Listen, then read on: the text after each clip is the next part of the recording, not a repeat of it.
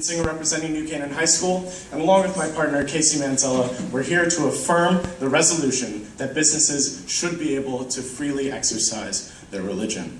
Now I'd like to begin by first defining a few terms, going over our three contentions, further crystallizing upon them, and setting the tone for this debate.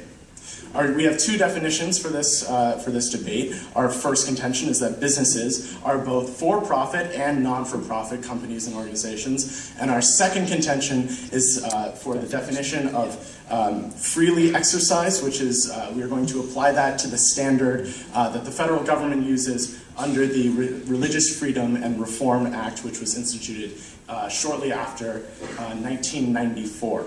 So to begin, I'll go over our three contentions and then further crystallize upon them. Our first contention is that legal precedent has mandated that corporations can and have been treated as people under the eyes of the law.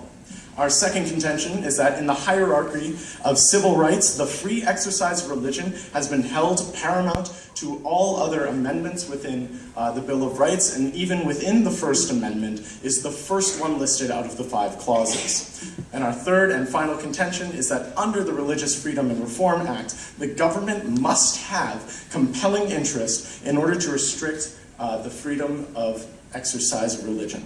With that, I'll go back into our first contention, which is that there is a legal precedent that has already been established by the Supreme Court of the United States of America that states that corporations can and have been treated as people under the eyes of the law, and more importantly, under the First Amendment. Now, we have 2 Supreme Court cases that we'd like to bring to the forefront. Our first one is Citizens United versus the United States of America, actually against the FEC.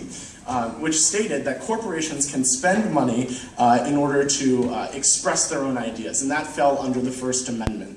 And our second case is the Hobby Lobby case, which we've all discussed today. And the mere fact that a corporation was able to bring a civil case to the United States Supreme Court in which they only deal with civil liberties between people speaks volumes about how the court and the United States of America as a whole views corporations under the eyes of the law and under the eyes of the First Amendment.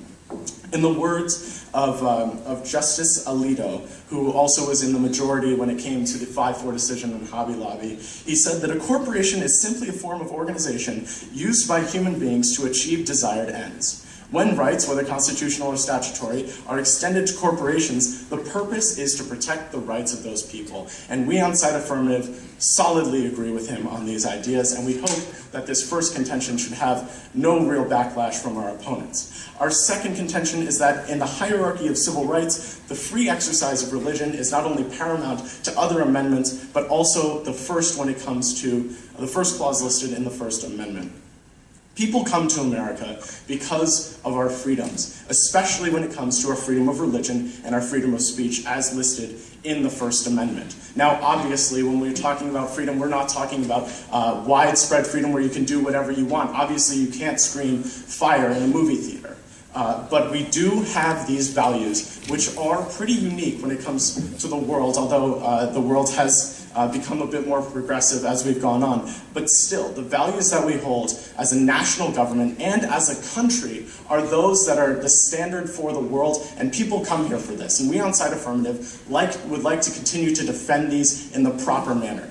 Which gets me to my third contention, which is that under the Religious Freedom and Reform Act, the government must have compelling interest when it comes to restricting the free exercise of religion, when it comes to people and corporations, as I hope we've established in our first contention. Now, the Religious Freedom and Reform Act was put into place shortly after a 1994 ruling, Smith versus the Employment Division of Oregon, in which I won't go into all of the details of the case, but it talked about these 2 men who participated in the act of using a peyote or a drug, and that violated the generally applicable law in Oregon when it came to using like a Class 1 illegal drug. And because of that, they were struck down. But because of the overwhelming impetus by Congress, the National Congress, to overturn this kind of a ruling, they instituted the Religious Freedom and Reform Act, which upped the standard from only generally applicable law to compelling government interest. And frankly, on Side Affirmative, that's something that has been upheld since that act and since that ruling, nationwide and now with over 20 states and more to come.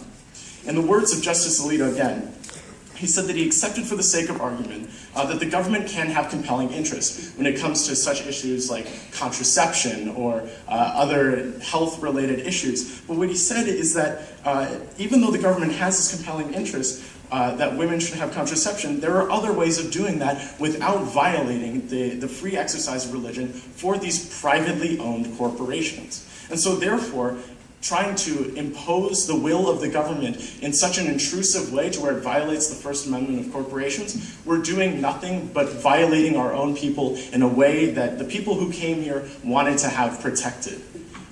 In the case of Planned Parenthood versus Casey, speaking of the controversial issue of contraception, it has been stated that even if a corporation, like a healthcare provider, doesn't believe in issuing it, if the mother comes and has a potentially life-threatening issue, that healthcare provider, regardless of beliefs, must operate and save the life of that woman. So for our three contentions, I hope that you have an affirmative ballot, and I open myself up to cross-examination.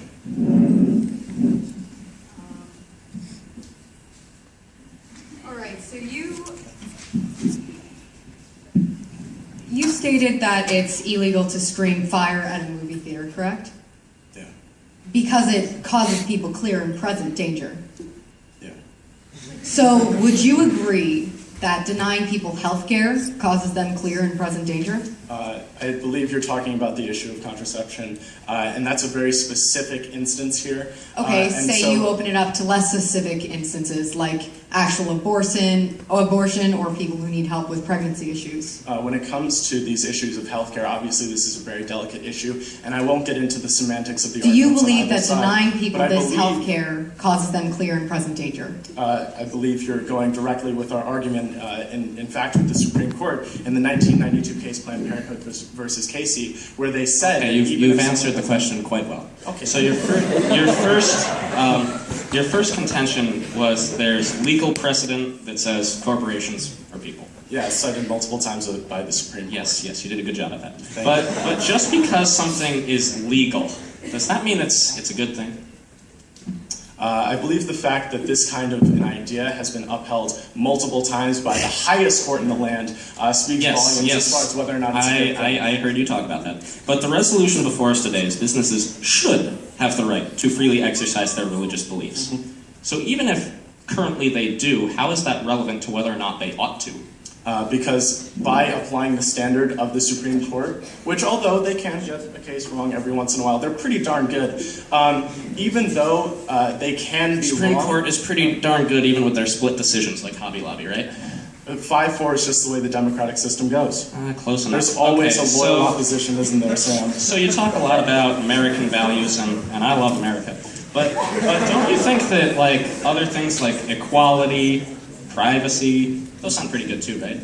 Sure. All right, so if we could hypothetically prove that this resolution is in opposition to those values, that wouldn't be too good for you, right?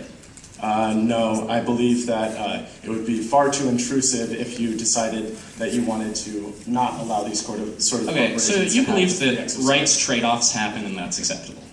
Sometimes, yeah. Sometimes, okay. Okay. Does the government exist to protect individual rights? Yeah.